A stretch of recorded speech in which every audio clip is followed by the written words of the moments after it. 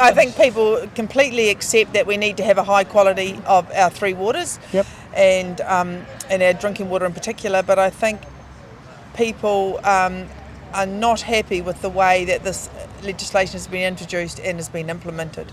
Yeah. And councillors, so Ashburton has really taken a leadership role in standing up to the government in Three Waters with this proposal.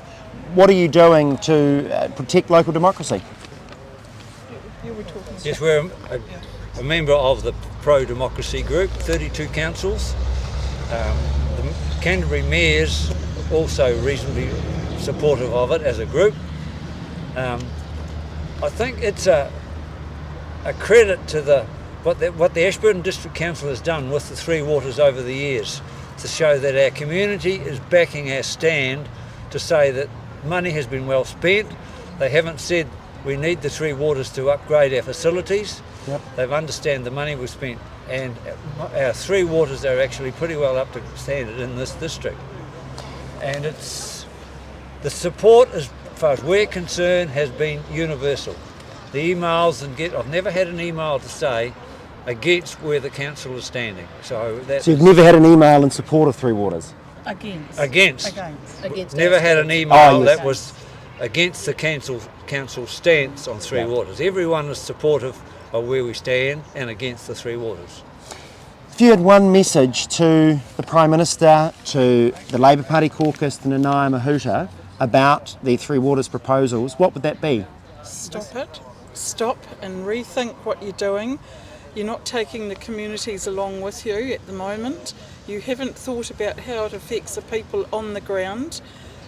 It's all done on computer modelling and taken off Scotland's Three Waters, which I believe they're re-looking at, because there's towns over there been waiting 15 years to get sewage leaks fixed.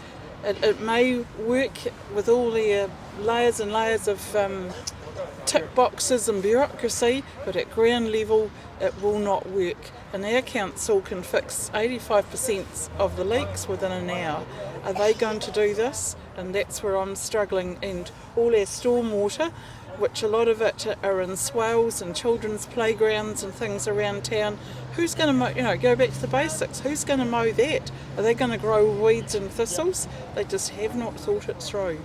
Councillors, One message should be, tell us the truth. Yes. We started in June last year. We were told consultation, and our council, like councils throughout New Zealand, spent days, thousands of hours analysing the Three Waters proposal, and we were told the government said we would consult, and you put up alternatives, and we will not mandate it.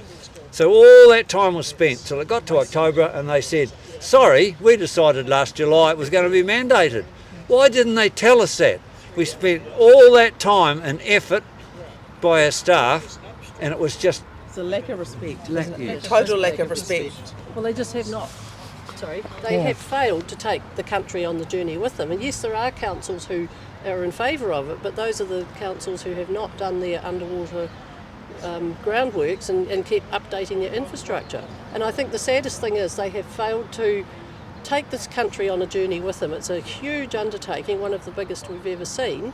And if you don't get the belief of the people somewhere early in that journey, it's going to be a constant battle. And I just feel very sad that they took that stance of mandating it and don't seem to be prepared to listen. well, thank you all for signing the, being among the community leaders that had signed our appeal for democracy and to stop Three Waters. I think you're doing God's work. I know that at least the 100,000 New Zealanders that have signed the petition at stopthreewaters.nz think you're doing God's work. Let's work together and stop Three Waters. Cheers.